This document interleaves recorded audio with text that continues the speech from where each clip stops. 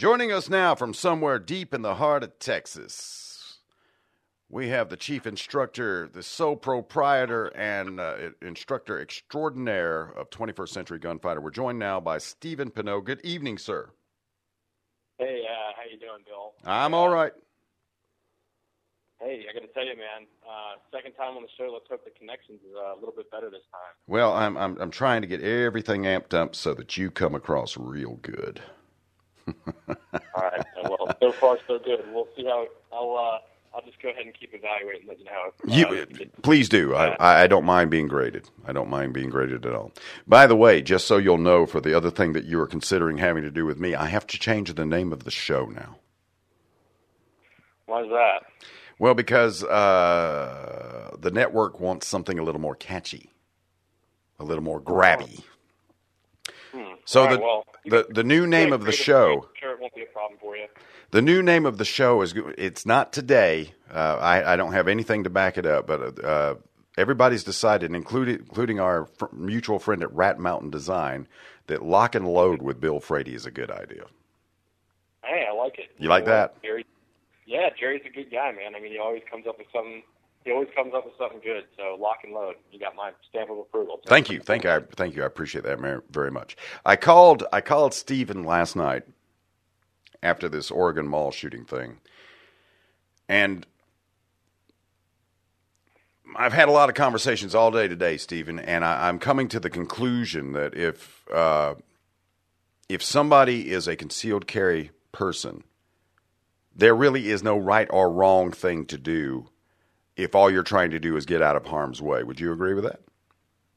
Yeah, that's actually really funny that you bring that up, because that's, we've experienced a wave of active shooter situations in 2012 alone, and this has probably been one of the biggest topics of conversation when it comes to defensive shooting. Especially in this year alone, like I said, this wave of spree killers here recently.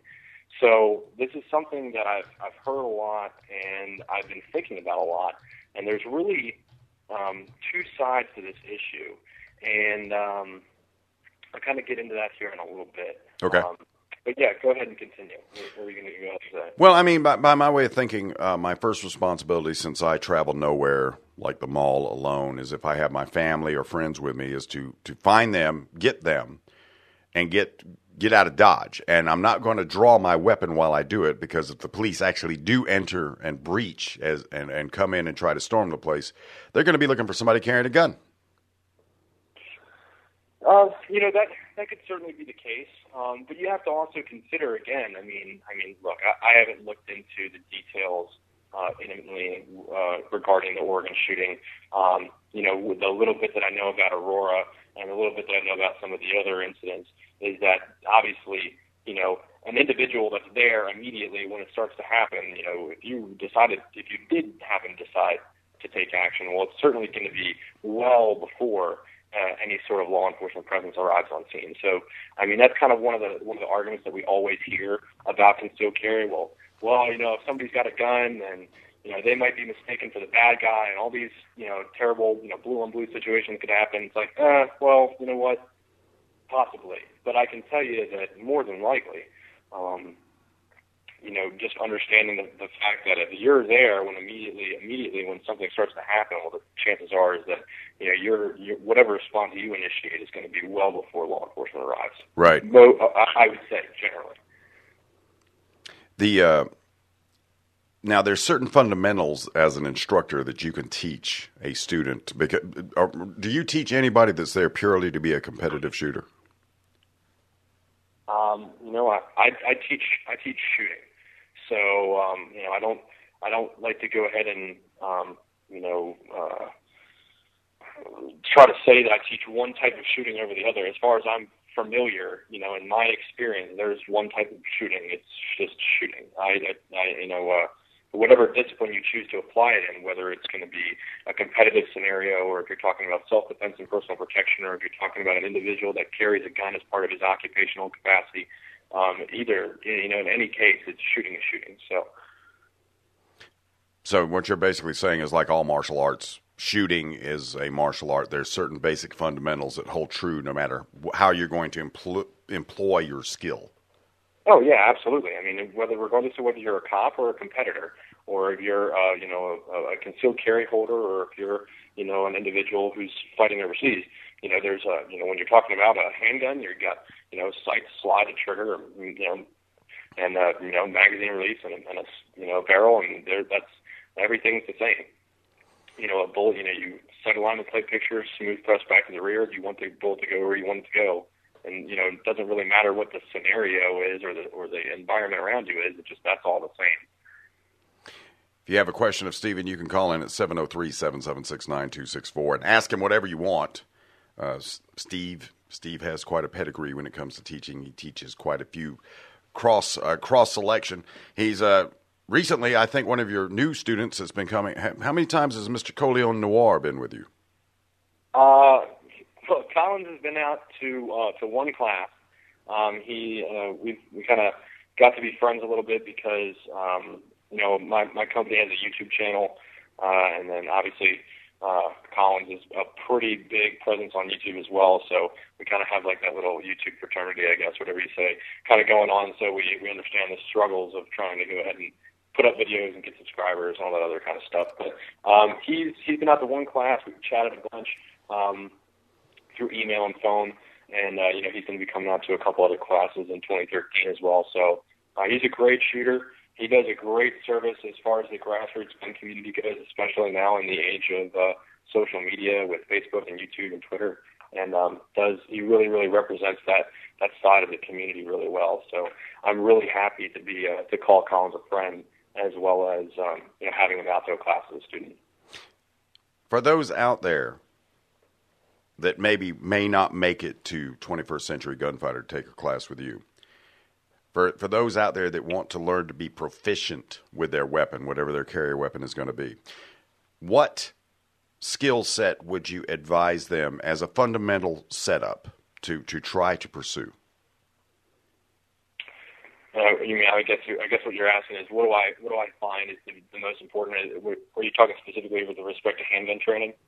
Well, I mean, most people that are in a concealed carry training. I mean, don't get me wrong, if I could walk around strapped with an AR-15, I'd ask that question, but I can't. So since I don't get to do it, I don't want you to answer that for anybody.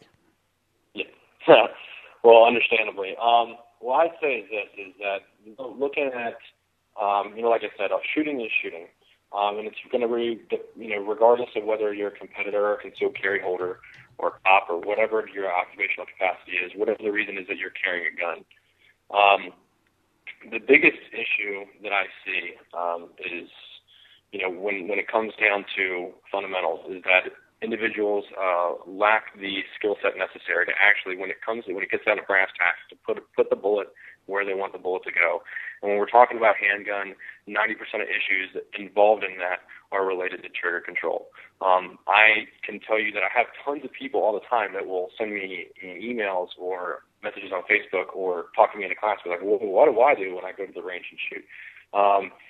Thinking that I'll have to go to like a 360 bay and go do all these crazy ninja rolls or whatever it is that instructors do when we go to the range. Nothing like that at all. I mean, really, when I go to the range, I will go and I will just practice accuracy, fundamentals. I'll put the target as far as I can get it, even if I'm shooting an indoor range or if I'm going to an outdoor range. I'll get as far away from that thing as the facility will allow, and I will work on accuracy. I may throw in some manipulation stuff there, just some stimulus response kind of stuff. Like I might load a couple of mags with 2 rounds, a couple of mags with 3, and still be working on those fundamentals: sight alignment, sight picture, trigger press, follow through, and then obviously at a certain point during that string, maybe get that and that organic stimulus response from a slide lock to the rear, and then have to initiate a reload to go back into that. But it's kind of a really great practice for me when I think about having to shift gears to go from doing something that's very slow and controlled, really trying to stack rounds on top of each other, to immediately recognizing slide lock and having to go ahead and speed that gun as fast as I possibly can. But that is really what I do, and that's why I think if I could recommend anything to anybody about how to get how to reach a level, a higher level of proficiency with a handgun, is just go out and try to stack rounds on top of each other. Focus on that front sight, really, really working that trigger and having a good understanding of the fact that when you talk about, building up to more, whatever you want to call it, an advanced skill set or shooting faster or doing any of these other sorts of things, all we're talking about is just rehearsing these fundamentals at a more rapid rate. Maybe working along the lines of more of a compressed trigger break or some other intricacies about it. But at the end of the day, we're just talking about the fundamentals and a perfect execution of those fundamentals as fast as we possibly can. I'm asked in the chat room, what do you think about using a miniature red dot sight on a pistol in a defensive role? The first one that comes to my mind is the ATEI RMR setup on the Smith & Wesson M&P. Yeah, that's a great question. I actually, I'm fortunate enough to be able to answer that question by looking back at my own experience. I have a gun that Doug actually did for me up at ATEI. The Smith & Wesson M&P full size with an RMR 07 on it. For those that listening that don't know, the RMR 07 is the model from Triptychon with the adjustable brightness, and it's a 6.5 MOA dot. So what I believe is this: the first thing that people ask is this: is it rugged enough? Is it durable enough for concealed carry purposes? I'd say absolutely. I was a little bit leery about it, although I had some confidence because other instructors, some top name guys who I consider to be friends and colleagues, they told me, hey man, these things are bulletproof. But like anybody, I don't believe it until I see it for myself. When I got a hold of this thing, I tried my best to kill it, and I just couldn't. These optics they're just ironclad. So one, yes, they are durable enough, they are rugged enough for carry. The other factor that you look at is what's really the role that something like an RMR or a red dot sight or a mini red dot sight plays in concealed carry. Well, I can say this. I believe that with proper training, you can be very, very fast with the red dot. When you initially get it, you will find, or I found at least in my personal experience, that I was actually slower when it came to shooting, at closer distances with the dot than I was with shooting irons. And the reason being is that the dot becomes exceedingly hard to track in the window, even when you're using and applying, really solid fundamentals to keep the gun flat. The dot will oftentimes leave the window, and so if you're used to, like me, tracking your front sight and seeing that front sight lift and settle, and being able to see that dot or that front sight every single time before you press the shot, it has a tendency to slow you down mentally. I would shoot a lot slower. Now, what I've done to overcome this is I would take a paint marker, like a green paint marker. I wouldn't use a red one or an orange one because I don't want it to get confused with my dot. But I would use like a lime green or neon green paint marker, and I would paint the first 4 lines, the first 4 serrations of that suppressor sight that Doug installs on the gun that co-witnesses with the red dot, which is another point to make that's very, very crucial. If you are going to run a mini red dot sight, run it with suppressor sights because you need an option if the dot does go down, but it also serves an additional purpose, which is what I'm talking about here.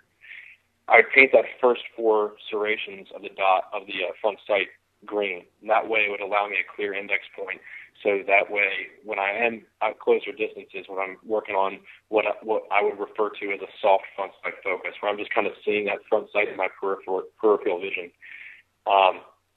When I snatch the gun up out of the holster, drive on target really, really quickly, I can actually watch that front sight lift and settle a whole lot faster, and I'm actually shooting off the front sight at that point. So there'll be plenty of situations where, in my own personal training, trying to go ahead and ramp up the speed if I want to, that I will actually shoot off the front sight even when I'm running a gun with a dot. Now, that'll leave a lot of people asking, well, when do you actually use the dot? Where the dot really tends to shine is at distance.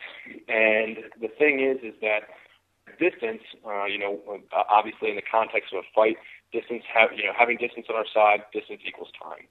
And with that additional time on our side, where the dot actually kind of gives you that edge is that it eliminates one of these fundamentals, so to speak, the fundamental sight alignment sight picture.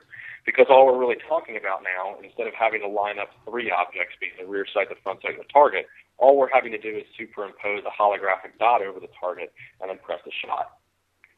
So understanding that, we are able to actually shoot a whole lot faster with a whole lot more confidence because we are not trying to work with a sight picture problem as well as superimposing it over the target. Now the RMR, as Doug mounts it on there, is so solid on the top of the slide, you can take that and literally use that as a grab point to rack the slide, can't you? Yeah, absolutely. It does aid in manipulation of the gun.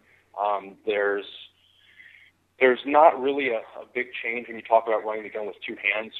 When I actually rack the gun, I found that the way that you rack the gun with an RMR vice without an RMR is pretty much the same. However, when you talk about locking the slide open or possibly power stripping the gun off of a belt or a holster or a table or a collar tire or whatever it is that you're going to go ahead and rack the gun off of, that having that vertical 90-degree ledge just stemming off the top of the slide is like a huge purchase point. Think of it as the same reason that we put a ledge rear sight when we talk about iron sights on a handgun. The same reason we put that ledge on there is you're utilizing that RMR to the same effect, except that it's much bigger and it's much, much easier to snag and cycle the gun off of whatever it is you need to cycle off of. And they are bulletproof. They're ironclad. I can tell you that. I've racked that gun off of tables at gun ranges or whatever, just giving people a demo of how rugged it is. And there have been times where I've done it so hard, I'm like, man, I really hope I didn't break this thing, and then bring it up on target. And like after the people leave, I'm like, I'm going to try to see if this thing held zero through that, and shoot a group at 25 meters or whatever. And I'm like, I just can't even believe that this thing's still holding zero. That's amazing. Do people come to you with the impossible question as an instructor? Do they ever come to you and say, "What's the best gun for me to carry?" Oh my gosh, that's actually really funny that you say that. And I'll tell you one thing. I'm actually happy you asked because this kind of gives me a platform, a little soapbox to stand on for just a second.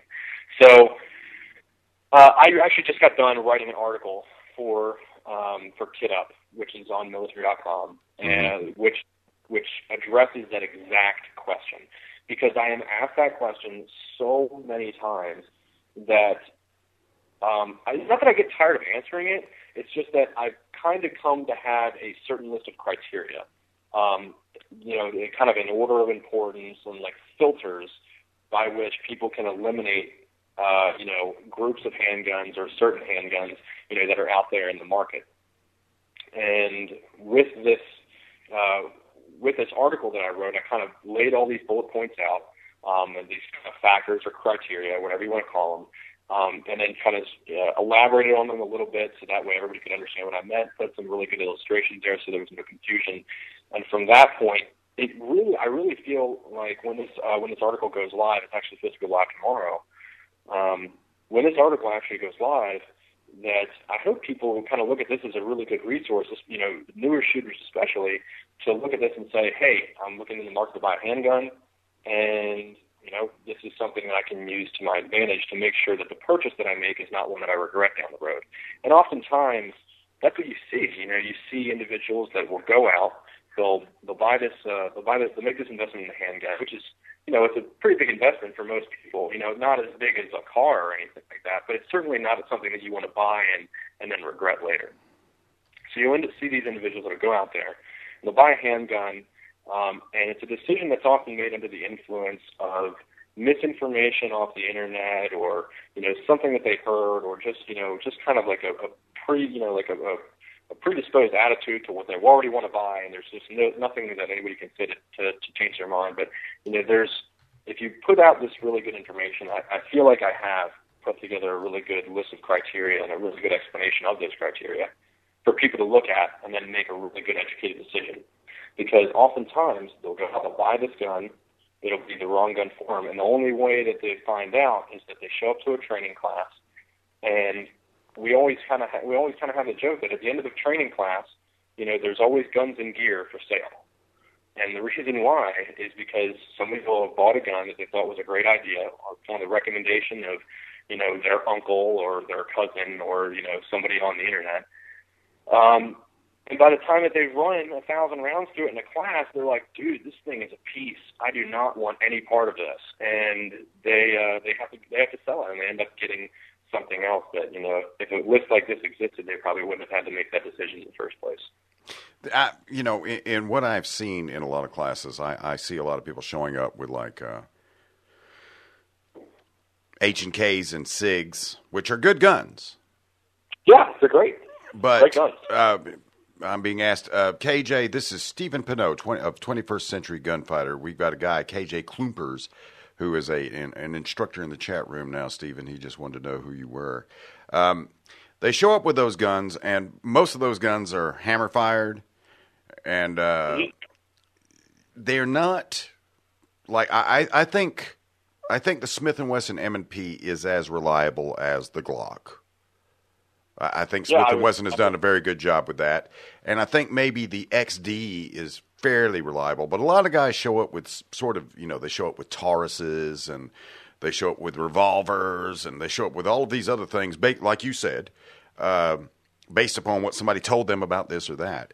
And they're always being shown up by somebody either running a gun like your M&P or somebody running a Glock or somebody that's really practiced with their XD, aren't they? Yeah, and the thing is I mean, gosh, I kind of hate to give away the whole farm on the article, because I so badly want people to go read this, because it took me all of 30 minutes to write. So, but no, I really want people to go read this article. But the biggest thing is okay. So let's just look at one issue. All right. So you mentioned HKs, you mentioned SIGs. So right off the bat there, we're talking about two glaring problems right there. Hold on. No, hear me out. Yes, sir. Yes, sir. So what I mean by that is this. Two glaring problems. If we just look at the HKs, we just look at SIGs, we're looking at two problems. We're looking at what I call the cost of training issue, which cost of training means that single action, double action guns, or double action, single action guns, whatever you want to call it, versus a striker fired gun. Now, what that means is this. If you it will take you literally twice the amount of ammunition in a DASA gun to reach the same level of proficiency it will take you to reach a given level of proficiency with a striker fired gun. And the reason why is because you're dealing with two sets of trigger pulls, which for all intents and purposes is two different types of guns. Right. I mean, if we really look at it, really critically like that, and the reason being is that you're going to have to go to the range. I'll tell you what. When I go to the range with, let's say I go to the range with my M9. Okay. Let's say I go to the range with my M9, and I'm going to go train with that. I'm going to go get rounds down range, and I'm going to really go ahead and work on my proficiency with that. I can tell you that the first probably 30 minutes at least of my range training session is going to be all spent double action. It will be one draw, boom, reaching for, prepping the trigger, really drawing and staging that trigger, bringing the hammer back as I'm punching out the full extension, boom, breaking that shot as I see my front sight come clear up on the target, and then go ahead, going through my actions after the shot, safety and decock, and put the gun back in the holster. And I'll have to go ahead and run through that process at least 30 minutes, because I know that is literally one of the most important aspects of that shot, of running that gun, is because the thing is that as civilians especially, we are responsible for every single round that comes out of that gun.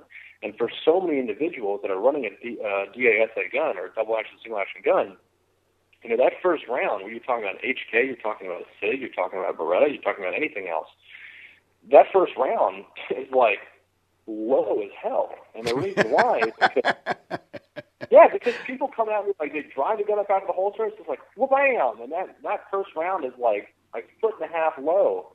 And when you're talking about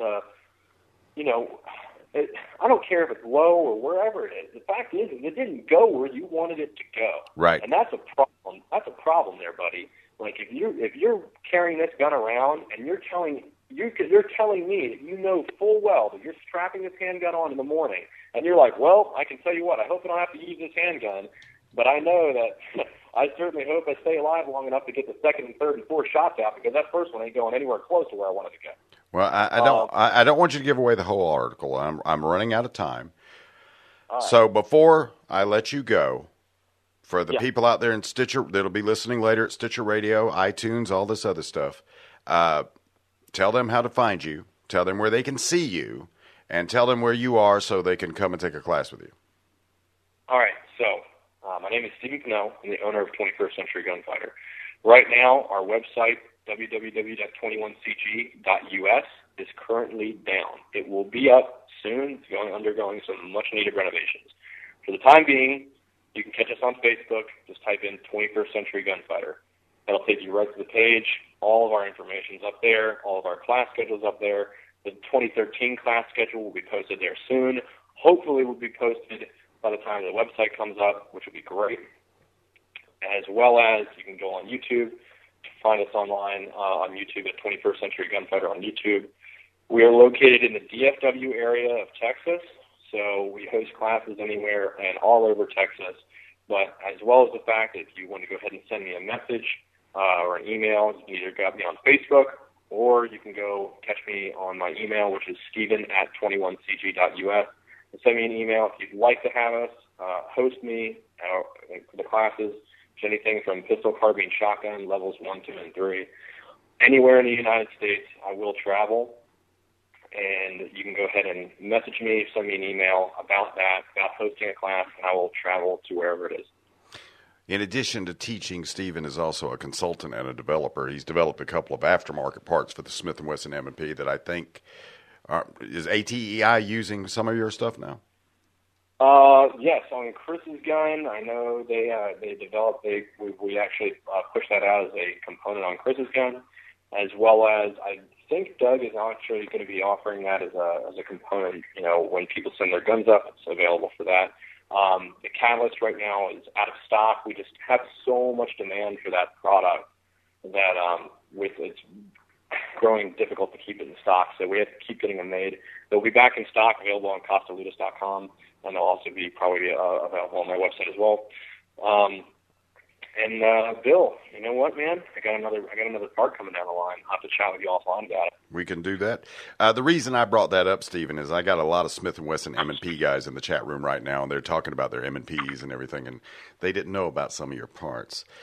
Check Stephen out. He's young and he's sharp. And he's got a lot going on. You'll be hearing more about him as time goes on. Thank you very much for taking the time to join me on such short notice. Hey, anytime, brother. And just give me a shout anytime you want to have me back on. I'd love to have a chance. Roger that. Thank you very much, sir. Have a good evening. All right, you too. Bye-bye. Stephen Pineau, 21st Century Gunfighter. Young.